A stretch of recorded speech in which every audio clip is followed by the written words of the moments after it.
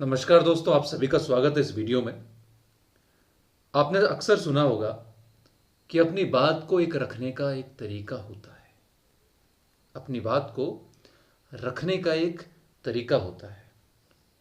चाहे आप दोस्त से बात करें या अपने बॉस से बात करें,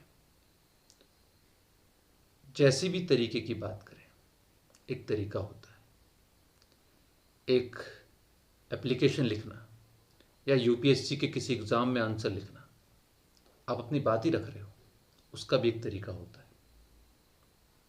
और वो तरीके हैं सात तरीके हैं जिसे कहा जाता है 7 C's ऑफ कम्युनिकेशन।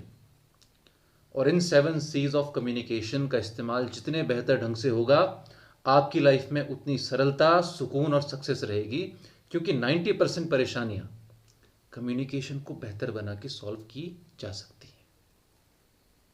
और जितने भी महान लोग इस धरती पर पैदा हुए हैं, उनकी पहचान उनके कर्म के साथ साथ उनकी कम्युनिकेशन पावर के साथ भी रही है, क्योंकि वो जो सोचते थे, करते थे, उनको शब्दों के माध्यम से बोलकर या कहकर प्रसारित कर देते थे।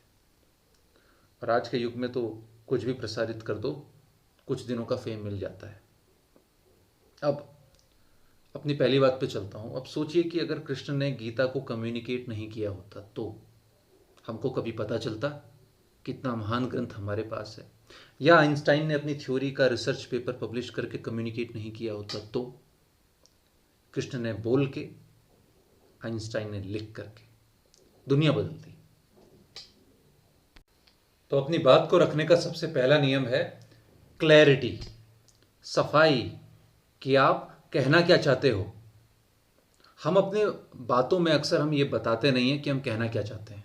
उसके कुछ कारण ये होते हैं कि या तो हमारे पास शब्द नहीं होते, या हमको पता नहीं होता कि हमको चाहिए क्या, या हमको पता होता है कि हमें चाहिए क्या, लेकिन हम थोड़ा घुमा फिरा करके बोलते हैं ताकि सामने वाले को बुरा ना लग जाए।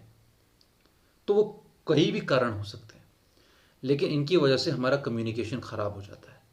चाहे हम कितना भी अच्छा सोचें, अगर हमारी बात में क्लैरिटी नहीं होगी, लिखने में क्लैरिटी नहीं होगी, तो सामने वाला उसको उसी तरीके से समझ नहीं पाएगा। आपको स्ट्रेट फॉरवर्ड होना पड़ेगा।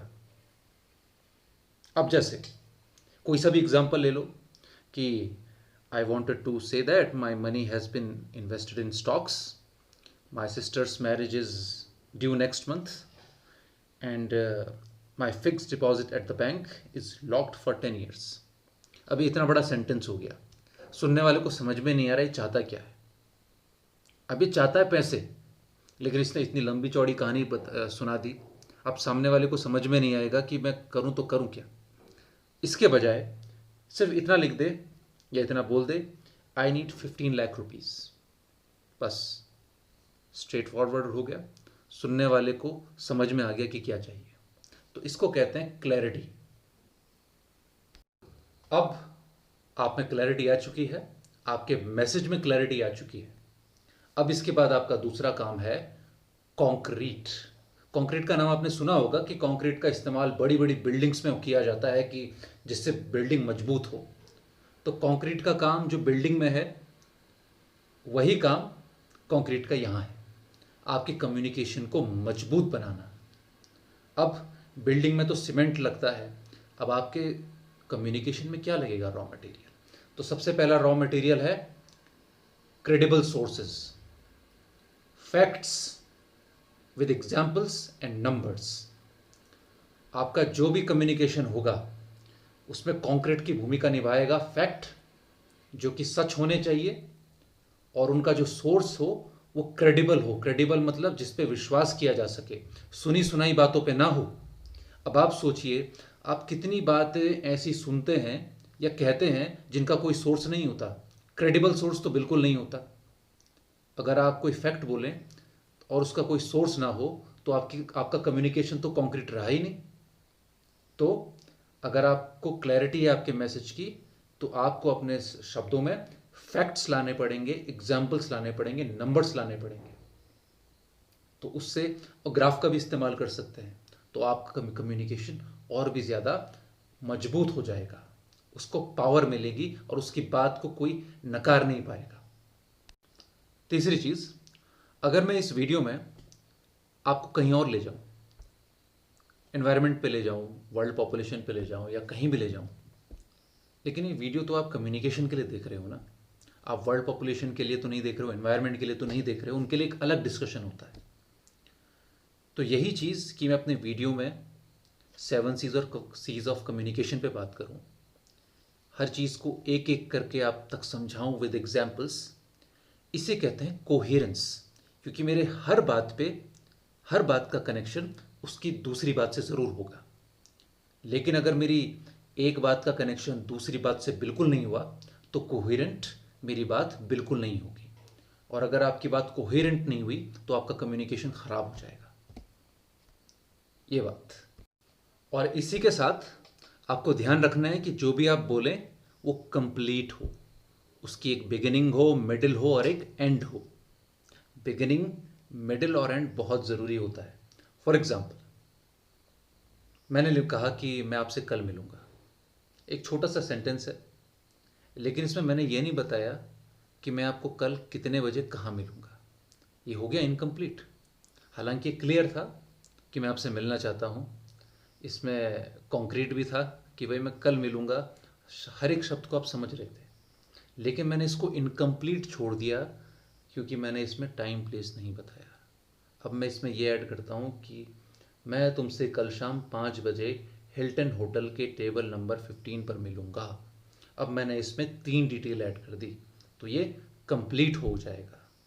और कंप्लीट होना ही इसका गोल है। लेकिन कंप्लीट करना ही एकमात्र गोल नहीं है। आपको कम से कम शब्दों का इस्तेमाल करके अपनी बात को कंप्लीट करना है। जहाँ पर एक शब्द का इस्तेमाल हो सके वहाँ पे 5 या 10 शब्दों का इस्तेमाल नहीं करना है। हमको लगता है कि हम ज़्यादा लिखेंगे तो ज़्यादा नंबर ना आएंगे। नहीं, आपकी जो कॉपी चेक करने वाला है वो बेवकूफ़ नहीं बैठा है, वो समझ जाता है, क्योंकि वो 15-20 साल से कॉपी चेक ही कर रहा है। उसको पता है कि कहाँ पर बच्चा गप लगा रहा है और कहाँ पे बच्चा 7 सीज को फॉलो कर रहा है। तो ज़्यादा लिखने के चक्कर में शब्दों की बाढ़ ना लगाएं।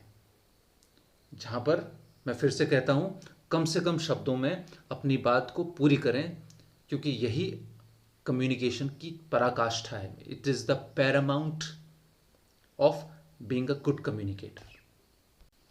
और इन सारे स्टेप्स को फॉलो करने के बाद अगर आपकी ग्रामर करेक्ट नहीं है, चाहे वो हिंदी हो चाहे अंग्रेज़ी हो, शब्दों का प्रोनाउंसिएशन या स्पेलिंग खराब है, तो सारी बात बिगड़ जाएगी।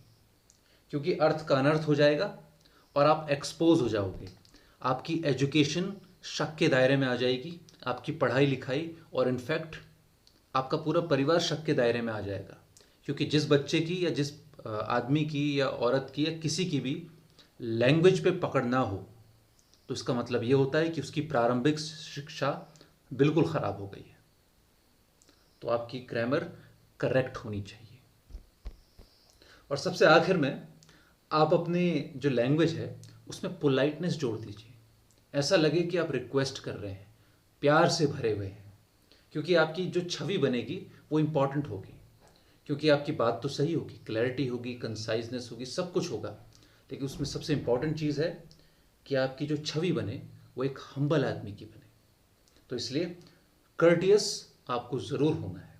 फॉर एग्ज़ाम्पल, यही एग्जाम्पल को ले लेते हैं कि मैं तुमसे कल शाम 5 बजे हिल्टन होटल के टेबल नंबर 15 पर मिलूँगा। ठीक है, अब इसको मैं एक और तरीके से कह सकता हूँ। मैं इसको थोड़ा इंग्लिश में ट्रांसलेट करता हूँ कि sir, could you please meet me in the Hilton Hotel at 5 p.m. at table number 15? It will be helpful if you bring your resume, educational certificates and passbook along with you. और जब ये शब्द उसके कानों में पड़ेंगे या आंखों से देखेगा पढ़ते हुए, तो उसको बड़ा ही अच्छा लगेगा। कम्युनिकेट भी हो गया, उसको अच्छा भी लगा और सारी चीज़ें ठीक ठाक हो गई। तो ये जो 7 C's मैंने आपको बताए, I hope I am able to communicate them with you. Thank you so much for listening to it. Thank you so much.